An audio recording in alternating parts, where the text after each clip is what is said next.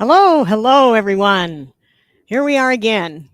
I'm online for another Tool Talk live stream. I'm Cindy Drozda, and it's great to see all my friends here.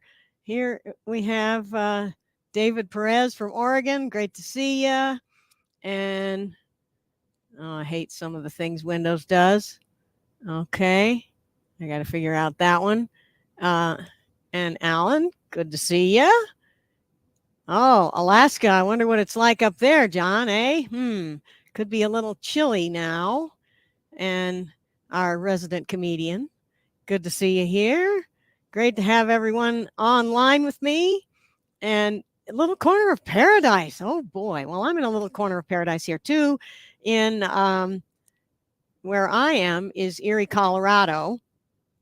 So I assume everyone can hear me because because nobody has said anything about the audio being gone. Oh, good. Here's Paul Howard from the UK. Good to see you here, Paul. And everyone, if I don't put your comment up on the screen, it isn't because I don't welcome you. I do. But I sometimes am not as quick on the draw with the mouse as I could be. So what I want to do is talk a little bit today about safety equipment.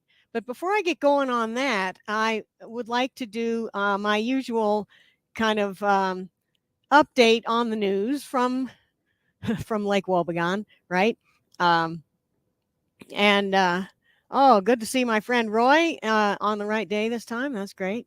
Very good. And so I'm here in Erie, Colorado, and you can see that autumn is coming. The trees are starting to look a little bit yellow. We don't get those kind of big colors changes like reds and oranges and stuff. It mostly just some of the trees, they just leaves fall off of them like that cottonwood in the background, and some of them they turn yellow. And anyway, so I am here on this wood turning tool talk looks like I could get out of my own way here, couldn't I? How about that? Every other Thursday, I am online doing something. And if you subscribe to my list here, you'll get a direct link to this webinar. And my next one of this kind of live online session is November 9th. It's about 4 weeks from now. So I'm online every other Thursday. And every other, just to confuse you, one of those is a sharing session. And that will be in 2 weeks on October 26th. And that's a live Zoom meeting where you can show a piece of your work or talk about any kind of wood turning stuff that's going on with you. Always nice to have people there, and you can unmute and show your cameras and that kind of great stuff. Oh, good to see my friends David Drickhammer and Dr. Bob, Michael. Great to have all of you guys here, and Glenn and Jim. Yeah, nice to see y'all here. I'm always excited about who wants to show up and just listen to me talk. But you don't have to just listen to me talk. Feel free to comment in whatever platform you're on, and I will get your comments. Ask a wood turning question. I'm going to focus today on safety equipment. And so one thing I'd really like to do is hear what you have for safety equipment when we get to talking about that. A couple more events coming up here. My good friend Todd Raines is on every other Friday on the intervening weeks to my live streams. And he does a live stream called All Things Wood Turning. So next Friday, not tomorrow, a week from tomorrow, you can see Todd online, 2:30 p.m. Central. And he's always got something good to talk about or show us. So join Todd. That means you can see one of us every week. Me 1 week and him the next. And another good friend of ours, Lyle Jameson, is doing a couple of online interactive remote demonstrations coming up here. He'll be doing Christmas ornaments. Part 1, he does the globe, and Part 2, he does the finial. Now, I do plenty of ornaments myself. I'm going to show you one here in a couple minutes. But we all do things differently. And I'm excited to see Lyle's approach, because I'm sure I will learn some different ways to do things. As many people as I can watch doing different methods, the better off I am, I think. Oh, Robert from Hawaii. Good to have you here. Yes. There are people from all over the time zones where where you're awake now. So join Lyle. Let me put in his website, which is, where is it? I know I've got it here. LyleJameson.com. Easy to find Lyle. And all of us, if you can spell our names, you can usually find us, no problem. So join Lyle for that. And then a few days later, Todd will be, let me just get me on here. Todd will be doing a interactive remote demonstration online on bowl turning, orientation, and techniques. And this is going to be how you make best use of the figure and the natural edge in the wood. He talked a little bit about it at last week's live stream, but this should be really interesting. I haven't done that many bowls, so there's a whole lot I can learn. And if you've done a lot of bowls, you still might learn something. So yeah, join me for that too. And I'm doing an interactive remote demonstration. Online wood turning classes is what they are, those IRDs by all of us. And this one, I'm going to be doing a 3-sided multi-axis box. And this is multi-axis without any special jigs or fixtures or tools. It's just done between centers. And I'll also be showing how I put the little jewels in there. And I'm a little behind on all this stuff here. You can find Todd here at woodturningtoolstore.com. Isn't there a little better way to do that? How about this one? Woodturningtoolstore.com. That is for Todd. And then you can sign up for me right here. You can also find me, if we get back over here, you can find me at here. There we are, QR code. QR codes work even if you're on your phone watching. You can tap the screen on the QR code and it usually will pick it up for you. So try it. QR codes are fun. And of course, if you're watching on a TV, just shine your phone's camera at the little image there and it'll take you right to the website. That's where you can sign up for my tapered triangle box wood turning class on November 4th. And we'll get back over here. And I want to show you what the triangle looks like. This is a cross section of this piece. It looks like it's triangular, but it's actually all turned on the lathe. And I have this up here because this past weekend, my friends and I did a vendor showcase. And if you've ever been to vendor showcase, you know that it's a lot of fun. And it's myself, Todd Raines, Lyle Jameson, Joe Fleming, Steve Worcester, and Vicki Jordan. And we got together and we did some little demos and things. And we had an auction to benefit the Erie Food Bank, which is 2 doors down from me, right here in Erie, Colorado. We also talked about empty bowls. And this is the time of year when a lot of people kind of wish they had more food. And the Erie Food Bank helps people to get some extra food if they need it. Empty Bowls is a program that feeds people. And I'm going to throw some links here in the comments that are live links to the Erie Food Bank and also Empty Bowls. Empty Bowls is a nationwide program where you and your club can get together and participate in an event. You can also find one locally and just go there and buy a bowl and support them. So yeah, but why I put this ornament up here is one of the things that I made for the vendor showcase is an ornament kind of like this one. We all had pieces that we had made, and they had something to do with the theme, which was Make It, showing fall crafts that we like to make for gifts and stuff like that. And one of my favorites, of course, is ornaments. And here we have the ornament I did for Vendor Showcase. Let's get a little closer here. And I did the globe first. It's hollowed. We'll focus. Okay. Hollowed out from this hole. And I don't make a separate finial on the top. I make it an integral finial. And then I have a finial I turned here that goes in there. And a little gold jewelry thingy that gives me a hanging loop for it.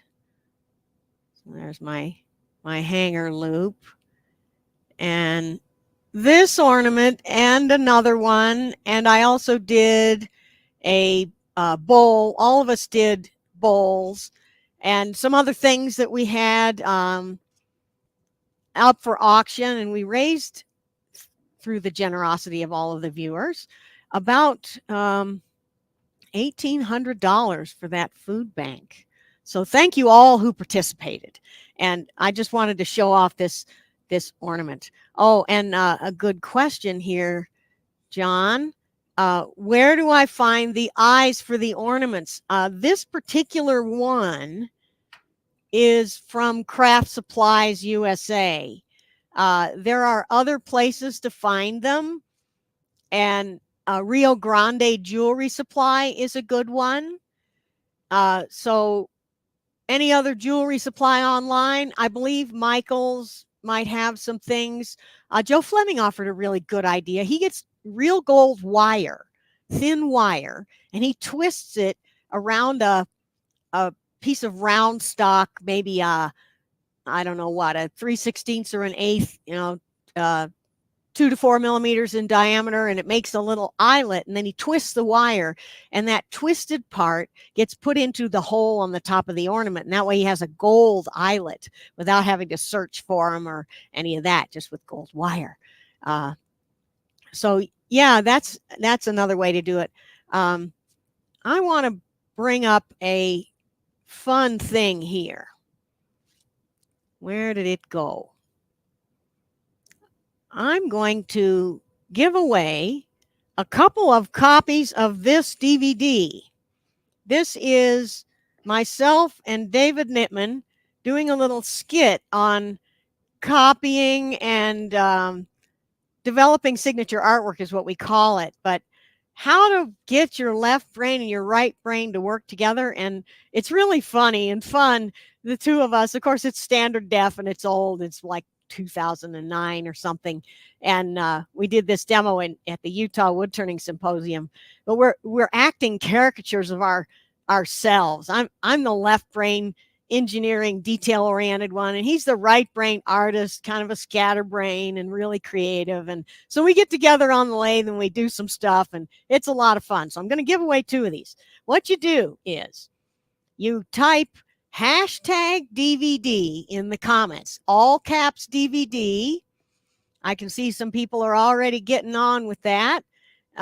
This is what it's going to look like. #DVD. Hashtag is a £sign or a $sign if you're too old for the hashtag culture. So put your hashtags in there, and if you put a space between the hashtag and the DVD, or spaces or any other punctuation, it won't count. So you got to do it just like that. Okay. So, yeah. So I'm going to do a drawing. Let's see. I'm on here for about an hour. So about 10 minutes before the top of the hour, I'll do the drawing, and I'll be giving away 2 of these DVDs. We also had a couple of these DVDs at the vendor showcase for auction, and thank you so much for the people who bid on them and offered a contribution to the Erie Food Bank. Lots of fun. All right, so on to the order of the day. I've had enough talking. Well, I'm going to keep talking. I mean, I've had enough of the news stuff. And now I want to talk about my choices for safety equipment. And I'd like to hear yours as well. I did see someone and the comments have kind of run on past it. Let me see if I can find it. Uh, the best comment about safety is this one. My most important safety equipment is between my ears. And yeah, I'm going to talk about the physical protective gear that I use. But I also want to talk about the fact that that gear is not there so that you can be an idiot and it'll save you. That gear is to save you from uh, inadvertent, accidental, unplanned things that you maybe didn't have enough experience at the lathe to anticipate. And doesn't matter how much experience you have, there's always going to be some unanticipated stuff. But the more experience we have, the more we can predict what the actual scenario will result in and where the risks might be. So that's why sometimes you'll see a more advanced turner wearing less safety equipment than they would recommend for someone who's never been on the lathe before. It's not that we just think beginners can't handle it or that we think we're above it all. No, but we are assessing our own level of risk. Each one of you assesses your own level of risk, and all I can do is make a suggestion. My suggestion is first line of defense. I will always be wearing safety eyewear. And just to talk about that. And yes, please put your comments about your own. Oh, look at this, Chuck. You're right. It's a sharp symbol as well. And here's a comedian. Hashtag DVD. Nope. You got to do it. Oh, and another one. We knew John would be in with something. This is what you need to do. Not this. Or, well, you can do it, but it isn't going to get you a winning entry. Yeah, so a sharp, a number sign, a pound sign, or if you're a millennial, it's a hashtag. We're trying to learn this new language. Okay, so talking about safety eyewear, I will at a minimum have glasses on. Let me show you the glasses that I have here. Get that out of the way. These are off the shelf 2.5 power in the little inset, clear plastic impact resistant lens in the rest of it. Here is the box. I get these from MSC Industrial. You can get these kind of safety eyewear a lot of places. There's a Granger in town, they have them. And this is my particular, if you're into exactly what I wear here and you want to see what they are, you can, this will be on a recording. So if you didn't get it right away, you can go back and pause it right here and copy that. They're available in different powers. 2.5 is happens to be what I need at the moment. And I could use a little bit of correction in the upper part, but these are cheap, off the shelf, easy to wear, easy to use. I feel weird in the shop without them. Another thing that I have, and this is a better option, but lots more expensive. These are prescription prescription lenses in my frames. Okay, here's a good little comment. All injuries are preventable. Yes. And I'm going to add another thing to that. When I used to fly hang gliders in airplanes, and one of the things we always used to say is that every incident, crash, whatever you call it, was the result of not just one error, but usually 4, 5, 6 of them. So if you're going along and you've always got some limits in your experience or a sloppiness in one of your techniques or marginal equipment in some way, those are adding up against you, and it isn't going to take much to push you over the edge into an incident. So that's just a part of that whole thing. Does our club have a safety culture? I don't know. I am not that involved with the administration of the club, but I think a lot of clubs do offer safety stuff. And if Alan Z is on the stream, he can maybe find and post in the comments a link to the American Association of Woodturners. On their website has a video on showing some safety equipment. It's a lot like what I'm going to do now, only more succinct than I am doing. And the UVEX with the little bifocal inset like I'm wearing here means you don't have to wear your corrective glasses. Although if I do wear my corrective glasses, it's a little better. But for general purpose walking around the shop, I've got one of these sitting on every horizontal surface in my shop. So I can never be without my safety glasses. I even use them in the office because they help me see. So another option, of course, is wear your spectacles, prescription, and then put a safety eyewear over it. But I am going to make a point that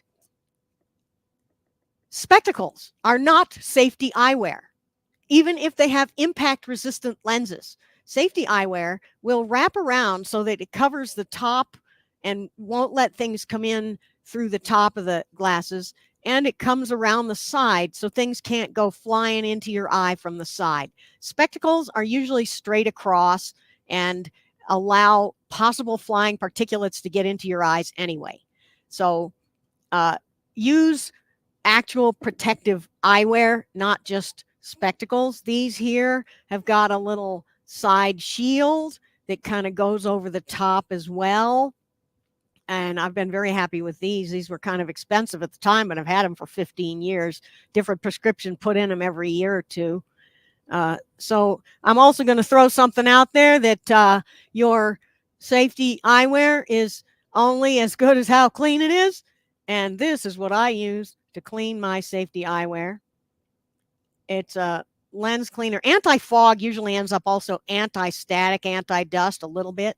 So that's what I use. Before I do any kind of work, I'll go and clean my glasses.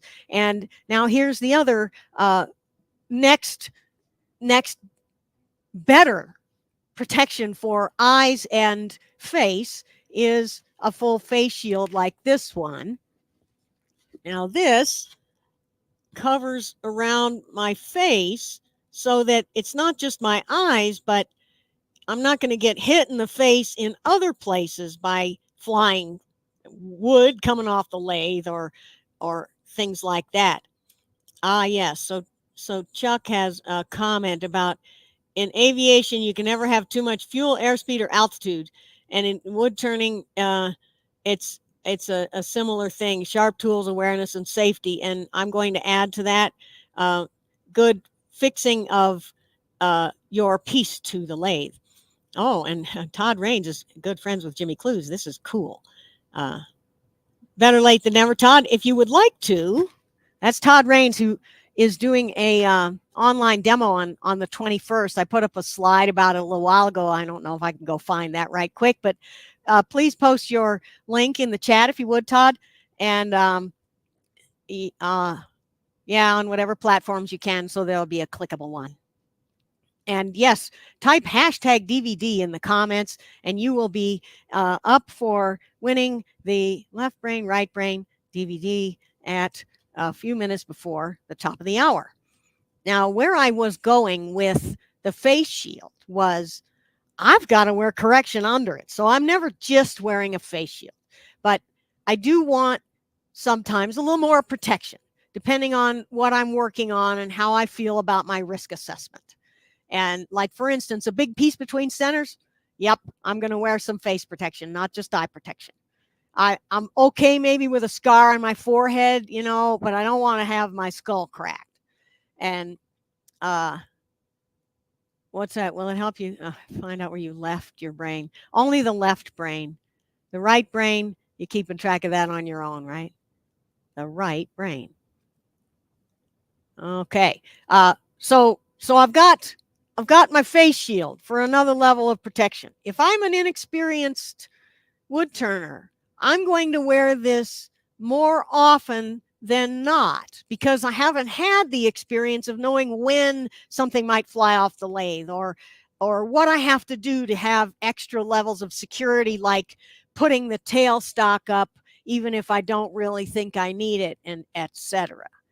I also want to protect myself from dust, and the ultimate protection from both impacts and dust is a helmet like this. This is let me get over here and show you some of the details of this. This is a powered thing. This one has the motor and fan in the top, and then it blows air in on my face, and it seals all around. These are good for people, not that I have one, with beards. And it offers the impact resistance of a clear face shield. And I have, because the shield replacements are kind of expensive, I have a clear Mylar overlay. You can see it's double stick taped on there, so that's going to get all the wood sap and super glue and everything thrown onto it, and not the part that costs something to replace. So this will also keep me from getting hit on the top of the head. There are lots and lots of these types of full face helmet safety apparatuses. And type in the chat the one you like, because there are lots of them, and they all have, it's always a compromise. That kind of a thing will filter the air from dust, and it will offer impact resistance. To me, it's really not as comfortable, and I feel like I can't see through that thing nearly as well as through my glasses, because I got to wear glasses under it anyway. So sometimes I will just wear a half mask. I can't put this on with a microphone on, for dust. And back to that. Oh yes. Very well done theatrics, Todd. Todd with 1D, by the way. If it's good enough for God, it's good enough for Todd. And Todd's going to be on YouTube and StreamYard and stuff. Hopefully putting a link to his website so you can find his IRD on the 21st. So where was I? I was talking about that powered helmet. And okay, here's one that Peak Safety, and it's not spelled that way. It's P-E-K-E, I believe. And that's another one. Some of the powered shields, yeah, this is it. Peak Safety. The Peak Safety is a good one. I think I need to get one and try it. Personally, I can't stand to have, number one, anything on my waist, like a belt, and number two, anything where I have to take 2 items off and put 2 items on in order to use it. I have to be able to just take one thing on and one thing off. And that's why I like that trend, because it allows that. Okay, so Mary wants to know about the stuff I think you're talking about the stuff I clean it with. And Trend Air Shield, that's the thing I just showed. And it's expensive. They all are kind of expensive, but yeah, worth it. Mylar is the stuff I put on. I'm getting too many comments here. Mylar is the answer to Mary's question. She didn't want to know about the cat crap. She wanted to know what the stuff was that I put on to protect the visor so that I could replace just the plastic cover. Yes, sorry, Mary. Yeah, got it. It's Mylar. It's clear. I can buy it at my local hardware store. I believe Trend sells a pack of 10 of those for not much, with the double stick tape already installed. What I will say, though, is, I know we're kind of getting off the track, but, well, no, we're not off the track. We're on the track. If I have this Mylar on, a lot of the times when you buy the overlays from the factory, it only has double stick tape on the 2 sides. Well, dust is going to get underneath it all over the rest of it. So what you got to do is get some double stick tape, like perhaps the stuff that they sell for putting clear plastic on your windows for insulation. It's just a thin film, clear, double-faced tape. And put it all the way around. No cracks. Otherwise, dust will get in between the overlay and the face shield, and you won't like that. So that's something that those guys ought to think about, but nobody seems to. Okay, so here's a good comment. The bionic shield, and thank you for the link, Alan. That's what this is. And yeah, if I'm going to wear a full face shield, I'm almost always going to wear this because it's lightweight. And then I'll put on my dust mask, my half mask with the filters. Let me give you a closer up of that here underneath it. Or I'll put the dust mask on with the safety glasses, particularly if I'm doing something like a finial where I don't want to have to look through two. It's like looking through the windshield. Oh, and Chuck, good point. When you buy a Trend Air Shield, it comes with a couple of those overlays, and probably other ones will too. And yes, most of the manufacturers are aware of this problem, and they offer some kind of peel-off thing for their units. What I did was I went to, I forget where, I think Joann Fabrics even has it, some place in town that sells the Mylar by the sheet. Now, Mylar is good, better than vinyl, because vinyl is wrinkly. Mylar is not, and it's easier to see through. But I just bought some sheets and cut them to the right size. That's another way to do it. So, yeah, peak safety. Yep, autocorrect. Never mind that. And this is another one that Robert likes, and I don't know where to get that. I haven't heard of that one, but I'm guessing that if you're anywhere in the world, there's stuff that you can get, and I probably don't know about it, but post them in the comments so everyone else can find out what they might want to look for. The Peak Power Cap, yeah, they're at SWAT. That company is at SWAT, and I keep meaning to buy one. I will. Meanwhile, I'm using the Trend, and I like it. But that's a link to the Peak Safety Power Cap, and they're not cheap. But when you think about it, lung cancer is even more expensive, and respiratory spell in the hospital even worse. So, yeah. And good point. Art supply stores have Mylar. Yeah. We happen to have this hardware store that has a ton of stuff. And Amazon, you know, you can get anything on Amazon. And the lens wipes that you can buy, a lot of them do keep the dust off. My personal thing for keeping dust off is this. If you know my my love of cats, you'll know why I like this one. But no, really, there's another one called Smitty's Glass Wax that I like.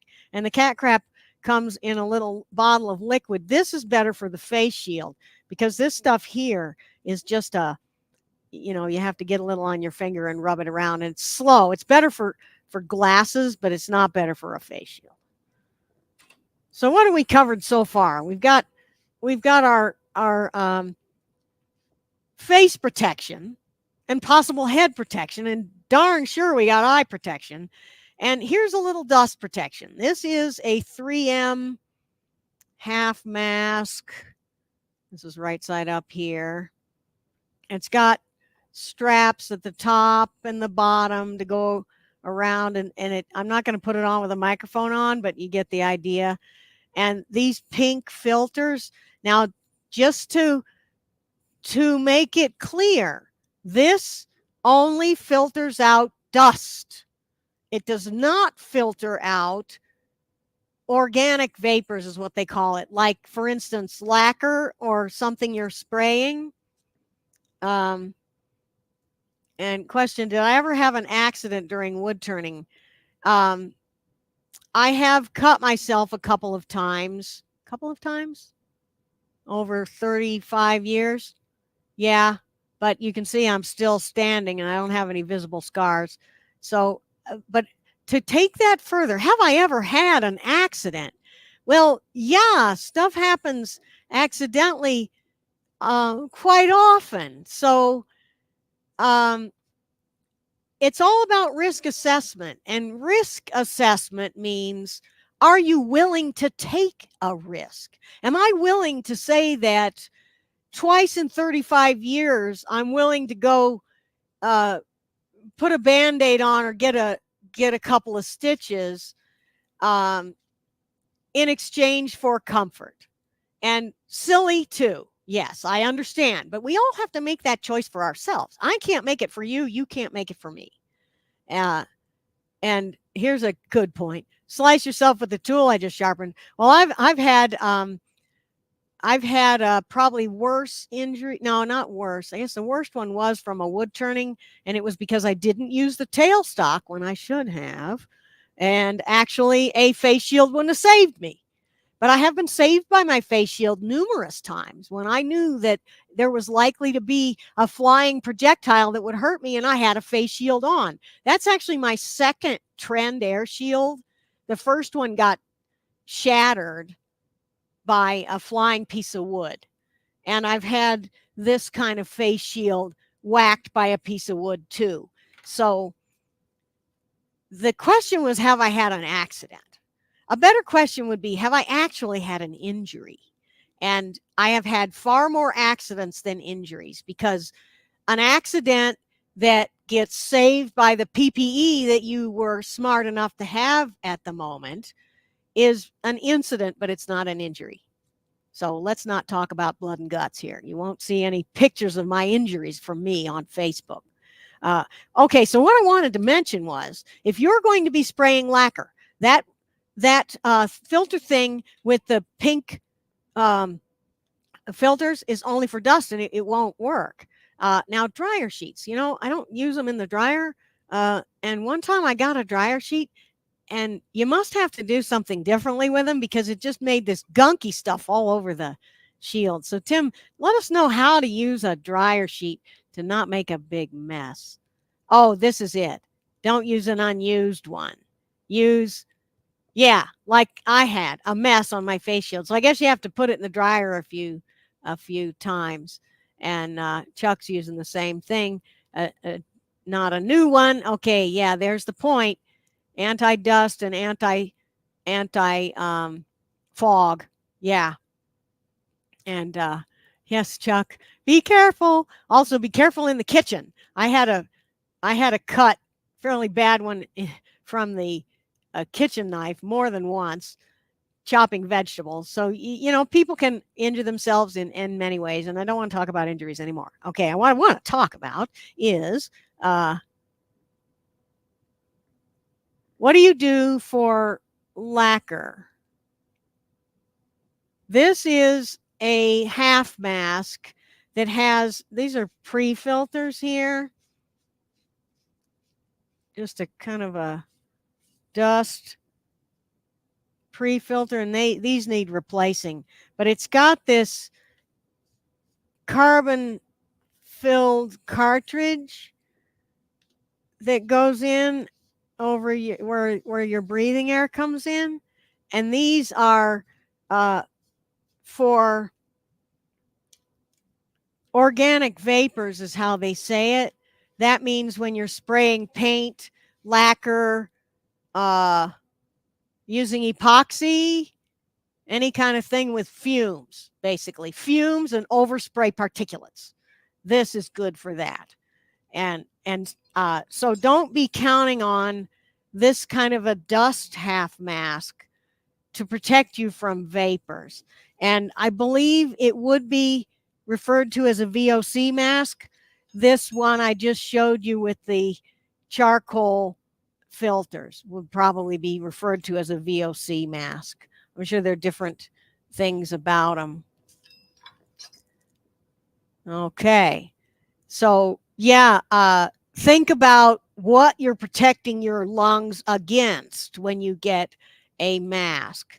N95, only protects you against dust, really. It will not protect you against VOCs. And an N95 is the kind of cloth mask. I don't use those, so I don't have any around here anymore. But those kind of masks we used to use in the wood shop, and they tend to not seal all that well around anyone's face. And certainly if you have a beard, it won't seal. So those are better than nothing.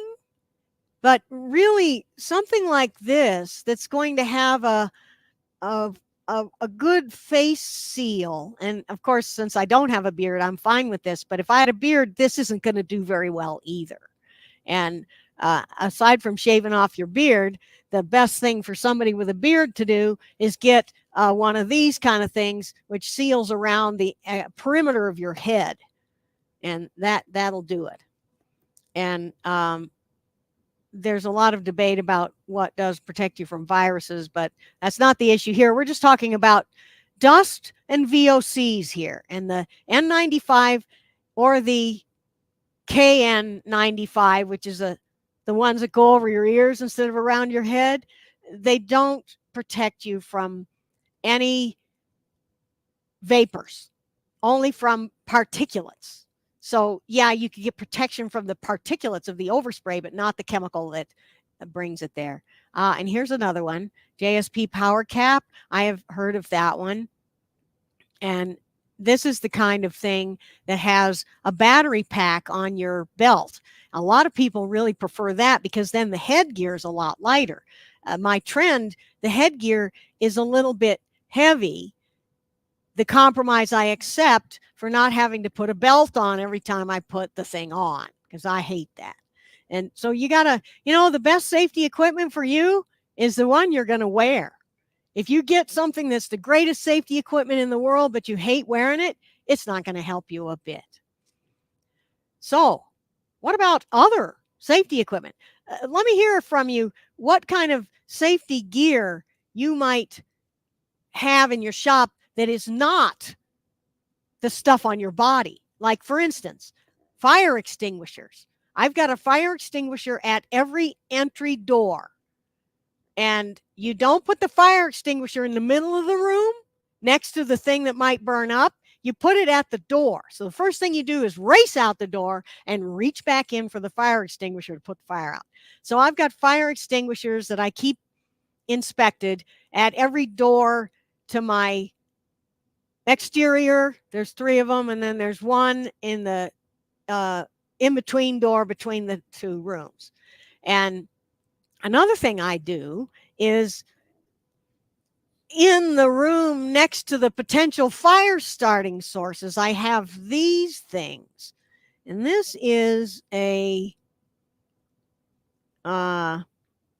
called an automatic fire extinguisher or something like that. Automatic fire sprinkler ball.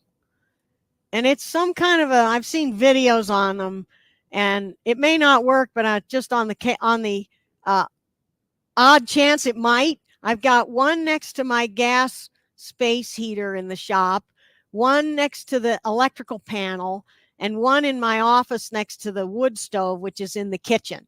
So a friend of mine, local, just had a kitchen fire, and it started on the stove.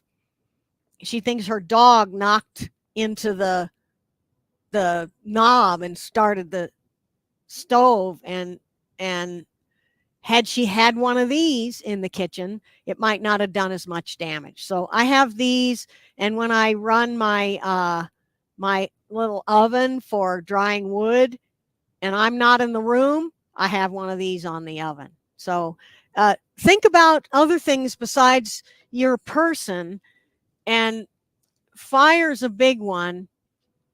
Water damage we can usually survive, but fire kills people. So fire extinguishers, and make sure that they're if you just buy a cheap one, you need to replace them more frequently. If you get one that can be recharged, then take them to a fire extinguisher place and get them recharged they'll give you an expiration date on the little tag they put on there, and just keep up on that. All right, so yeah, on the ceiling of the shop, and Alan's given us a link for it. So check this out. Now there's another thing that, and I think that's what this is getting at, that for safety that I have in my shop, and that's dust collection, dust extraction. I could, let's see if this will work. I believe I can show you my dust collector. Sort of. I'm not really too ready for this, because what I'd need to show, oh, we need to mute that one. What I'd need to show the dust collection is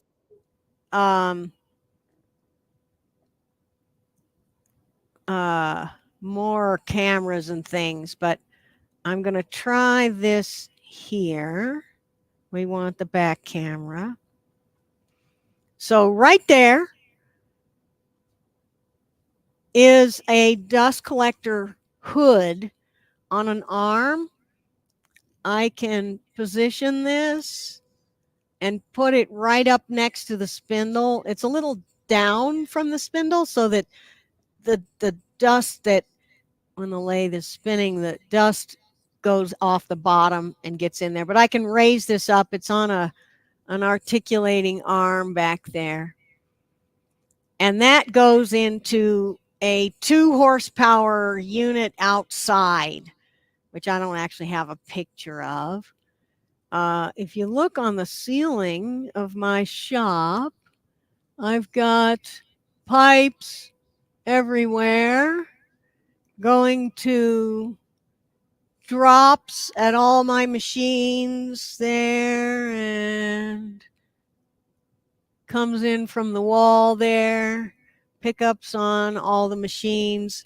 And here's what I really wanted to show you. On the ceiling, I have one of these dust filter fan things with a plenum inside. And what that does is, let me see, get you out of here. What that does is it just draws air through it continuously and filters out dust that's in the air that is not right on the spindle being picked up, or all the other machines being picked up. So that's some of the stuff I do. And Alan brings up a very good point. Those dust collector hoods don't help you for chips. It's for dust.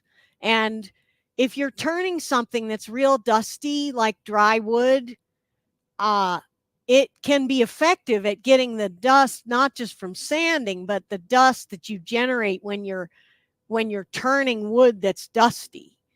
Banksia pods, for instance. And that overhead filter unit will help get some of the air, some of the dust that's in the air, moved away. The unit that I have up there, Jet makes one. This is similar to the Jet one, but it's a different brand. I can't remember what the brand is. But there are lots of them. It's a big box with a plenum inside, filters on each end, and a motor. And you can get it to start up automatically, or you can have a manual switch on it. Here's another word on face shields. Airwear America 3M full face thing. Yeah. You can also sometimes get refurbished ones. And of course, wet wood shavings. Well, the dust collector will be useless on any big shavings. I have a little bit of a grid on my dust collector pickup hood to keep the big stuff from going in there. And if I run it while I'm doing something with great big stringy chips, it just packs in there. It's pretty useless. So I don't bother turning it on unless I have something dusty happening at the lathe. Sanding or dusty wood stuff. And Oneida 2 horsepower is what I have.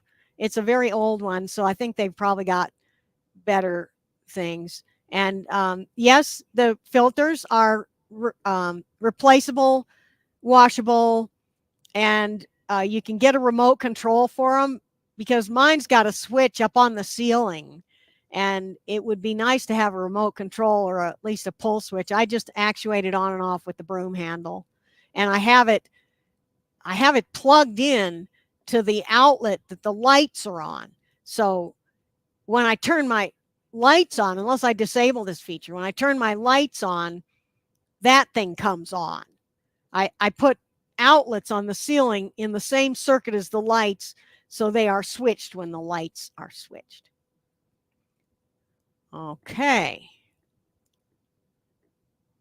Fire blankets, another good thing. And as far as stove fires goes, another whole subject. I was really just thinking about the shop today, but if you have a wood stove in your shop, then yeah, you need to think about chimney fires. And I have a thing that you're supposed to be able to throw into the stove that will release some kind of gas that will extinguish a chimney fire, stovepipe fire. But fire blanket's a good idea. Throw it over the burning thing and it smothers the fire. Great suggestion there. So we are close to the top of the hour, and I'm thinking it might be time to do a drawing. What do you think? If anybody has not entered the drawing yet, we've got 65 entries, and I'm going to bring that in here and get ready. Here's a good question, Kent. Can we access these comments when the Zoom is over? Well, it's not Zoom. So if it were, you'd have a chat you could save. But in this case, you are listening on or watching on StreamYard, the webinar that I sent the link out for. And you should be able to see the comments if you go to the StreamYard recording after this session ends. I'm not sure exactly how well that works yet, but supposedly. And you can certainly access the recording on YouTube, Facebook, and StreamYard. I think LinkedIn as well. You'll see the recording so you can hear what I'm saying, and you can see any of these comments. The reason I'm putting the comments like this up there is because you can go back to the recording and you can just pause the video and write that down if you want to get somebody's link. And here's the comedian again. That's not the way to do it. Here's what you do. Hashtag #, $, DVD, all caps, no spaces. And I can't put you in the drawing, Brian. You have to do it yourself by typing #DVD, and not lowercase like this. It's got to be like this one. So Brian, you're in. There you are. You're in. Anybody who thinks they're going to work the system and enter 5 or 6 or 10 times, it isn't going to work. The software is too smart for that. All right, so I'm going to make a drawing. Let me show one more time what it is I'm raffling off today. This is a DVD by myself and David Nittman, 2009, and it's a skit on how we found to develop our signature work. A little bit about copying, about getting the left brain and the right brain to work together, training one and training the other, and it's caricatures of our real personalities. David is gone now, but if you love David, you're going to love seeing him here, because he's at his David best here. So we're going to give away 2 of these, and you've got about 15 seconds while I get my act together to put it on the screen. Add it to the stage. There we are. And I'm going to do it like this. No. Oh, But then we'll go, no, that's not the one. That's not the one I wanted. I wanted, where is it? This one. And we're going to go here or here. No, here.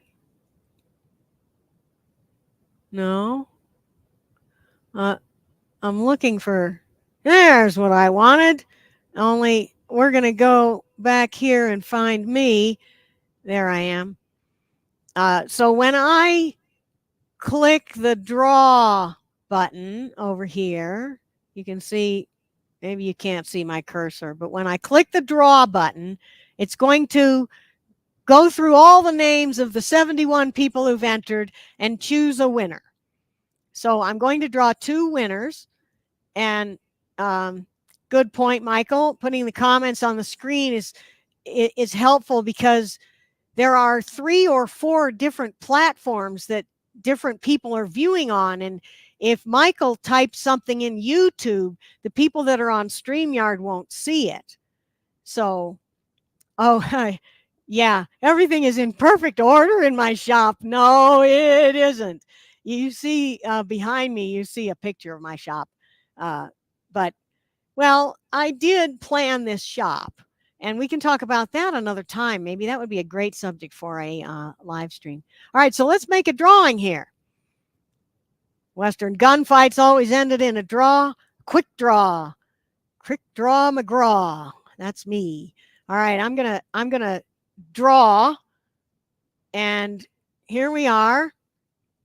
Somebody will be a winner. Good luck, everyone. Fingers crossed. And if I don't know you, Danny Julian, congratulations. And Danny, I don't believe I know your mailing address. So if you're here on the stream, you're going to need to contact me and let me get my email up here.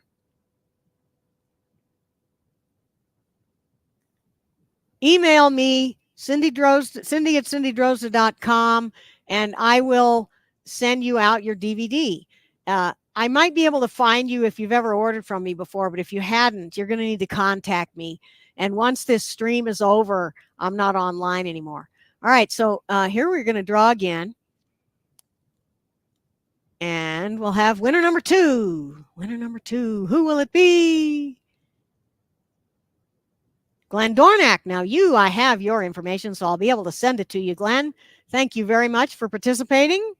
And this is great. I will be sending you a Left Brain, Right Brain DVD. All right, let's get this out. And I'm right about at the top of the hour. So 1 or 2 last questions. If anyone's got a question or a comment. I'm here, but I'm on my way out, and I will see you again. Let's see if I can get back to. I will see you again in 4 weeks on this platform here. If you sign up for my subscribe to my list, you'll get the link for these sessions and also for the Zoom sessions that I do once a month, also the sharing sessions and notifications of my upcoming IRDs and things. And my friend Lyle is doing an online demonstration on Christmas ornaments on October 18th and November 8th, part 1 and part 2. So check him out, lylejameson.com. And my good friend Todd, who's here on the stream, if you want to post your link in the chat, Todd, that would be helpful for people, is doing a bowl turning orientation and techniques online class on October 21st. Get me out of here at noon Central. So I hope to see y'all there. Definitely. And I am doing my interactive remote demonstration on November 4th. That's a Saturday, and you can sign up on my website here. Where is it?